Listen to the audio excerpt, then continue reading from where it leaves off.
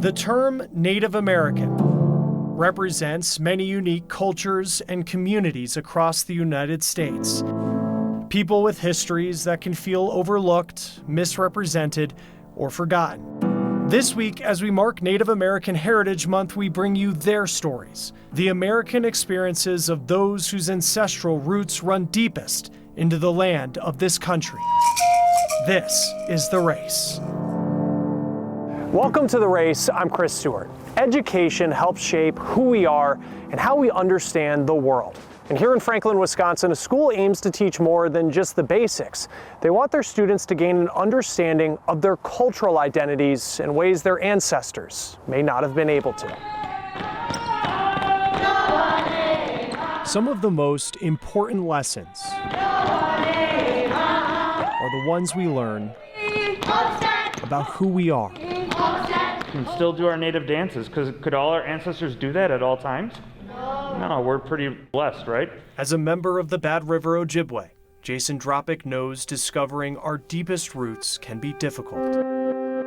I had struggles growing up because of that, not understanding, who I was or what that meant. He's the head of the Indian Community School. 6th through 8th graders are making their own moccasins, a way of really just being proud of their identity and what's unique about the different moccasin styles that they're creating. Your fingers getting sore? Not really. No?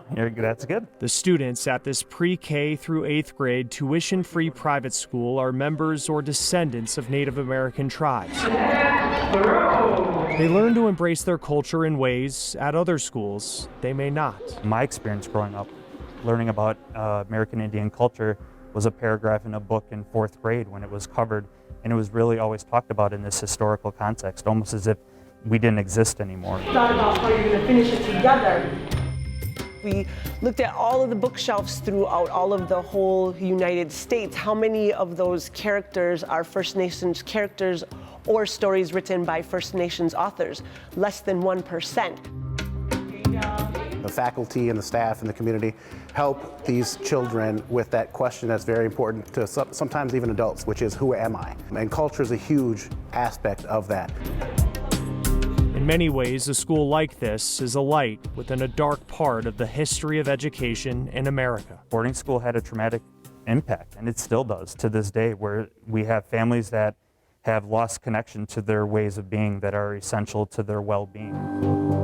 Starting in the 1800s and continuing to as late as around the 1970s, hundreds of thousands of indigenous children were forcibly separated from their families and sent to boarding schools run by the U.S. government and churches. They were forced into what the schools saw as American culture. They were banned from speaking their native languages. Abuse was often routine. Many children never came home.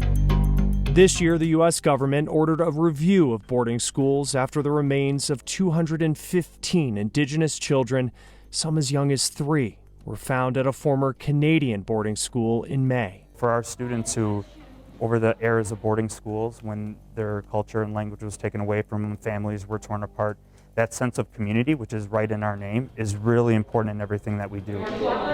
Students like 8th grader Jada know this personally. One of my grandmas actually went to a boarding school, and she said that it was terrible. She's glad that she's still alive today because what they had gone through in boarding schools was awful. Around 40 tribes are represented within the 370 students at this school, each with unique languages and traditions, but united.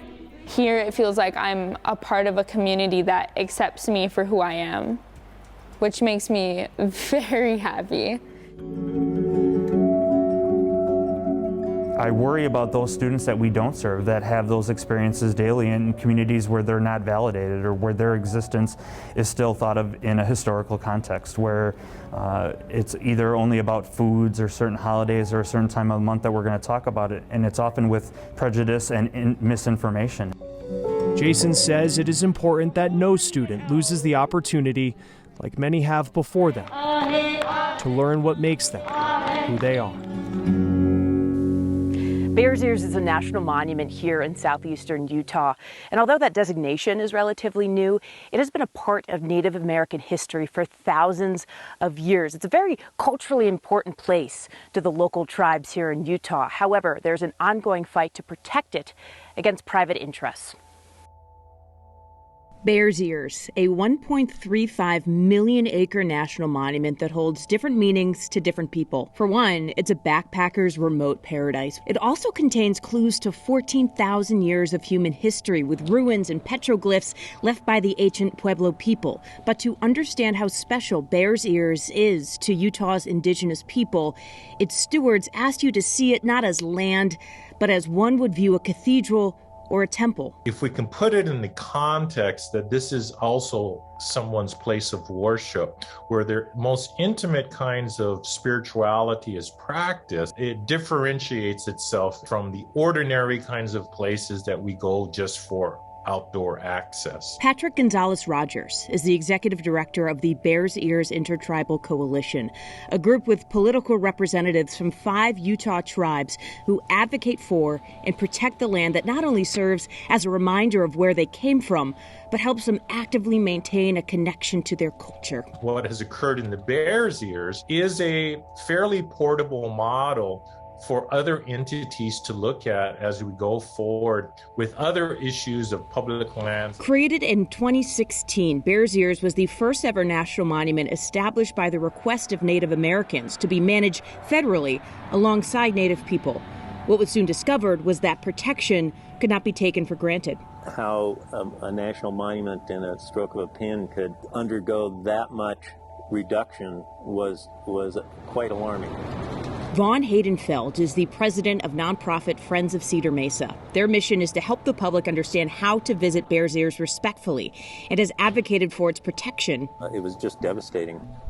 In 2017, the Trump administration reduced Bears Ears by 85%, leaving behind 2 separate non-contiguous areas. It also reduced a nearby monument by half, opening up the rest of the lands to be leased for energy exploration, including uranium mining. The Intertribal Coalition and Friends of Cedar Mesa, alongside other organizations, lobbied the new administration to reverse that order, calling it a violation of the Antiquities Act. In October, President Biden expanded the bounds once again. However, the tribe's fight for Bears Ears is not over.